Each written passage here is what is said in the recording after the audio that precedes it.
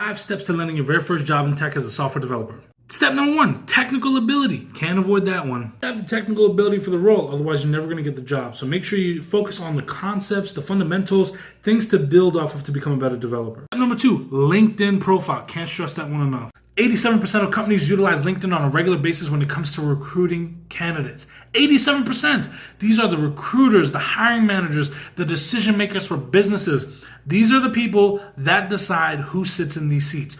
You need to stand out where they hang out. It's as simple as that. If they were at a restaurant, I tell you go to that restaurant. If they were at the gym, I tell you to pick up a workout routine. Well, guess what? They're on LinkedIn. Make a profile that makes you stand out. If you need help in LinkedIn, check out my LinkedIn series. The link is in the bio. It's completely free. Also, look at all these comments from people that have landed jobs in tech because of that series or the advice that they got from me. I'm telling you, it could be a game changer. Step number 3, portfolio site. Your portfolio site doesn't need to necessarily be technical, right? It needs to look good, and let me explain why. The first level of people that are going to end up finding your profile and getting to your information is going to be recruiters. Recruiters are kind of like bus drivers, right? They're finding people that need to go to a destination and they're taking them there. They're not technical in the sense of they don't know the difference between React and Angular, Java and C#. Like, they're not developers. They're there because they specialize in people.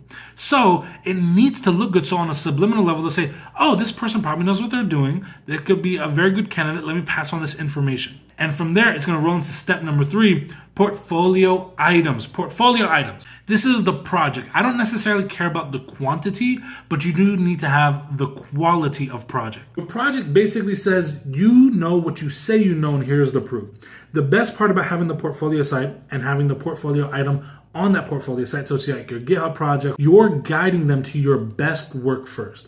We all have GitHubs where we have like a project that's undone or something that we're not super proud of. So at least we can control the very first piece of work that they see of yours. So now at some level they say, okay, we know the highest potential that you have for when it comes to creating a project. And now if you find something else, they'll be like, okay, well, it's not done. I know what they can do. I know what they can bring to the table. Big key here. Step number 5, resume. Your resume is really important because most of the time when it comes to your interview, your resume needs to have certain information on there because for the most part, they structure a lot of the base questions in the interview based off the information you provide on that resume. So you need to make sure you're very intentional with the information that you're putting on there.